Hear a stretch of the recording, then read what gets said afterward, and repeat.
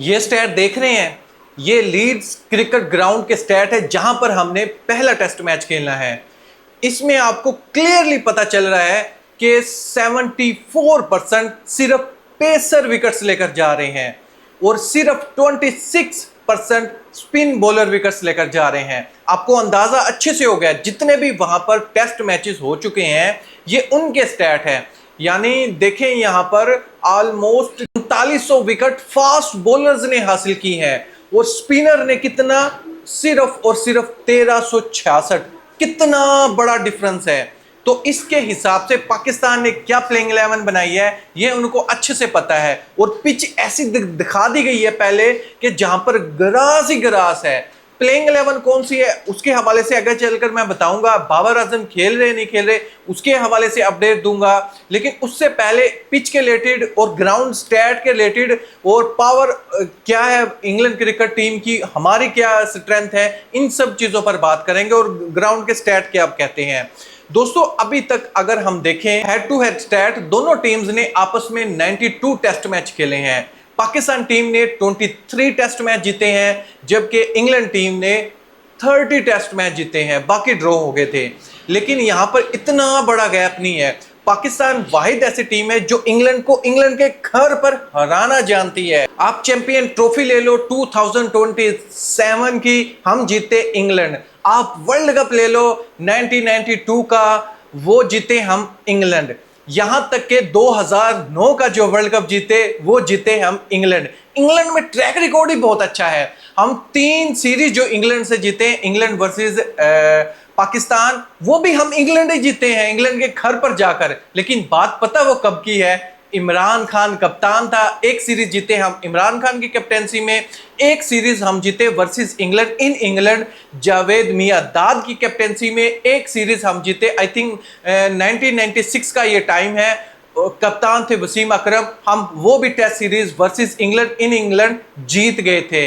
तो इंग्लैंड के अगेंस्ट अल्हम्दुलिल्लाह हमारा पलड़ा भारी रहा है। इंग्लैंड के अगेंस्ट जाकर पाकिस्तान टीम बाकी जितनी भी एशिया की टीम है उनसे ज्यादा अच्छा रिकॉर्ड है। ये स्टैट आप लोगों के सामने है एशिया के हवाले से, एशियन टीम के हवाले से जो इंग्लैंड में ज्यादा टेस्ट मैच जीती है। इसमें टॉप पर आपको पाकिस्तान ही नजर आएगा। पाकिस्तान ने 12 टेस्ट मैच जीते हुए हैं वर्सेस इंग्लैंड इन इंग्लैंड। इतने तो इंडिया ने भी नहीं जीते हुए। इंडिया के पास भी ये 9 टेस्ट मैच जीतकर दूसरे नंबर पर है।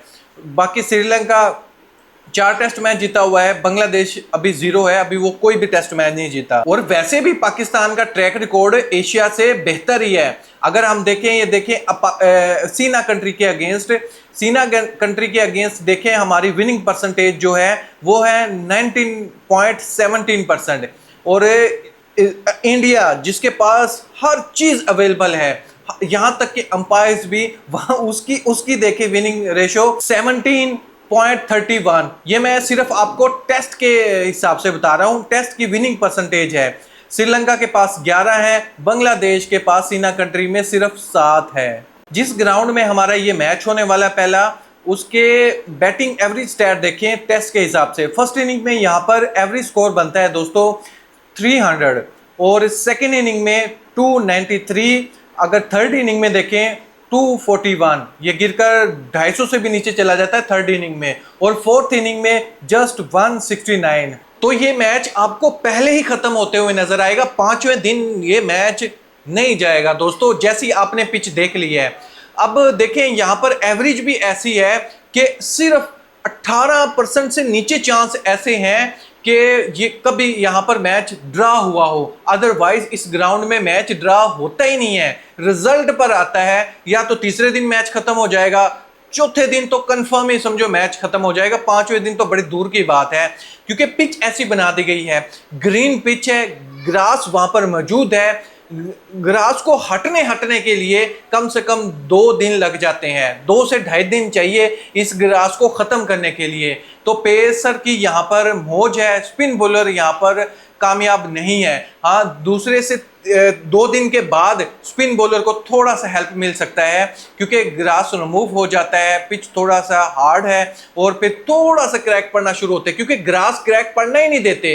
अगर ओपन पिच हो, ग्रास ना हो, तो पिच चौथे पांचवें दिन थोड़ा सा क्रैक्स शो करती है। लेकिन ये इस कंडीशन में जहां पर ग्रास होगा यहाँ पर क्रैक्स शो होंगे ही नहीं। उसके पीछे रीजन है, एक तो ग्रास है, ग्रास खत्म होने के लिए इतना ज्यादा टाइम लग जाएगा कि जितने मर्जी आप इधर ओवर डाल लो तो इसको कोई फर्क नहीं पड़ने वाला। ना इसके ऊपर मिट्टी आनी है, जब मिट्टी नहीं आएगी ग्रास पर बॉल ठप्पा लगेगा, और फिर आप जानते हैं ऐसी पिच पर ठप्पा लगते स्पीड और भी तेज होती है। बॉलर्स अपनी मर्जी के हिसाब से मूवमेंट बॉल की करवा सकता है, ऐसी पिच हमारे सामने लाकर खड़ी कर दी है। लेकिन कोई फिक्र की बात नहीं है, अगर उनके पास टॉप क्लास के बॉलर हैं तो अल्हम्दुलिल्लाह हमारे पास भी हैं, हमारे पास भी एक्सपीरियंस वाले बॉलर हैं। स्पेशली मैं जिक्र करना चाहूंगा यहाँ पर मोहम्मद अब्बास का। मोहम्मद अब्बास के पास बहुत ज्यादा एक्सपीरियंस है काउंटी क्रिकेट का। ना सिर्फ मोहम्मद अब्बास के पास है, शान मसूद के पास भी इतना ज्यादा एक्सपीरियंस है कि वो इतने first class match, test match Pakistan में नहीं खेला जितने वो काउंटी क्रिकेट में खेल चुका है।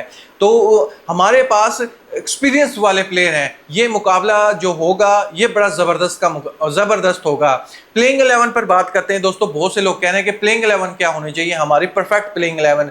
प्लेइंग 11 पर अगर हम देखें दोस्तों, 6 तो हमने प्रॉपर बैट्समैन खिलाने ही खिलाने हैं। ऐसी पिच पर हम रिस्क नहीं ले सकते कि हम ऑलराउंडर की तरफ जाएं, हमें प्रॉपर बैट्समैन खिलाने पड़ेंगे। अगर टॉप पर देखें, अजान अवैस को कंटिन्यू कर रहे हैं हम काफ़ी टाइम से, लेकिन वो वेस्ट इंडीज़ में एक 50 के अलावा कुछ बड़ा स्कोर वो नहीं कर पाया। लेकिन उससे बड़े प्लेयर हमारे पास मौजूद हैं। जैसे अगर हम बात करें अब्दुल्ला शफीक की, अजान अवैस को एक साइड पर रखो, अब्दुल्ला शफीक को, अब नो डाउट अब अब्दुल्ला शफीक को पिक करोगे तो ओपनर के हिसाब से इमामुल हक आई थिंक और अब्दुल्ला शफीक ओपनर आएंगे। फिर वन डाउन जो आएंगे शान मसूद, काउंटी क्रिकेट का बहुत ज़्यादा एक्सपीरियंस है। फिर चौथे नंबर पर बाबर आजम के हवाले से इंफॉर्मेशन आ रही है, प्रैक्टिस उसने की है लेकिन हल्की फुल्की प्रैक्टिस की है।